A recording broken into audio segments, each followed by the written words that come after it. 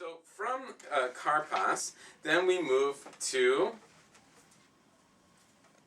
me to hold it? You want me to break it? we move to Yachatz. And Yachatz is a special time because we take out the middle matzah. It's already broken. Oh, we take out the middle matzah. Do you want to break it or do you want me to break it? Okay. And we set it aside. Now, Abby, which one are we going to set aside for the afikoman, for our dessert? This guy. All right. So we're gonna put the smaller piece away, and we're gonna put the afikoman, the symbolic last dessert matzah that we will. I'm gonna go hide it while you talk. Okay, that we eat on Passover. This is symbolically the last thing that we eat at a Seder meal. We save the bigger piece as a way of showing that we're optimists. We're hopeful for what's to come. We want to save for what's later. So we've broken the middle matzah, and now we are on to the big core piece of the Seder, which is Magid, which is telling the story of us becoming a people, coming from slaves and dispersed in Egypt, coming together to become a people, and the values and the traditions that are associated with that. So in our Haggadah, we turn to page 20, which is Halach Ma'anya, which talks about, once again, this. The bread of affliction, this bread that we symbolically eat, matzah, that reminds us of our time in Egypt. Halach ma'anya,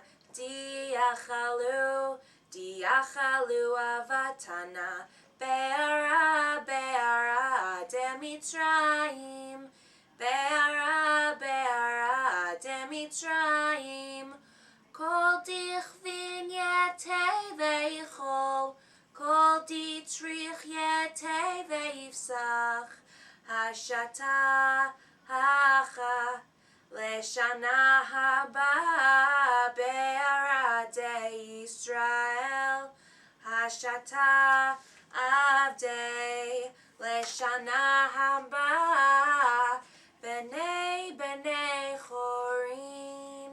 So we talk about all who are hungry, come and eat. When we begin to celebrate Pesach, we look out into the community and say, who can we help? Who can we also help celebrate Passover? This is a great time at your Seder to think back over the past year and ask the participants, what tzedakah, what social service projects, what acts of chesed, gemilut chasadim, have you done over the last year, and why have they been so important? And take some time to talk about how you've helped the community that you're in.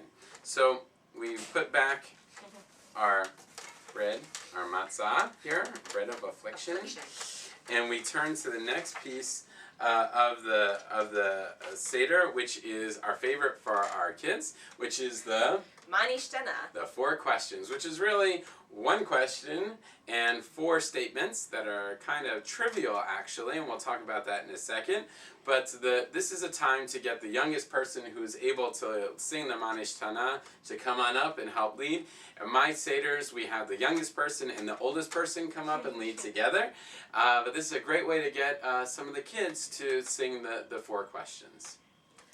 מה נשתנה הלילה הזה מכל הלילות, מכל הלילות, שבכל הלילות אנו אוכלים חמץ ומצה, חמץ ומצה. הלילה הזה כולו מצה, הלילה הזה כולו מצה, שבכל הלילות אנו אוכלים שאר ירקות, שאר ירקות. הלילה הזה מרור, מרור. הלילה הזה מרור, מרור. שבכל הלילות אין אנו מטבילים אפילו פעם אחת, אפילו פעם אחת. הלילה הזה שתי פעמים, הלילה הזה שתי פעמים שבכל הלילות אנו אוכלים בין יושבינו ובין מסובין בין יושבינו ובין מסובין הלילה הזה כולנו מסובין הלילה הזה כולנו מסובין. So I said before Abby sang the Vanishtana that this is an ironic part of the Passover experience. We have one question and 4 statements talking about seemingly trivial things that are associated with the Passover Seder. So I think it's a moment to take a step back and say what really is important to discuss at the Passover Seder. And that's about us becoming a people, coming together as families, and talking about our tradition and how our tradition has guided us through the generations.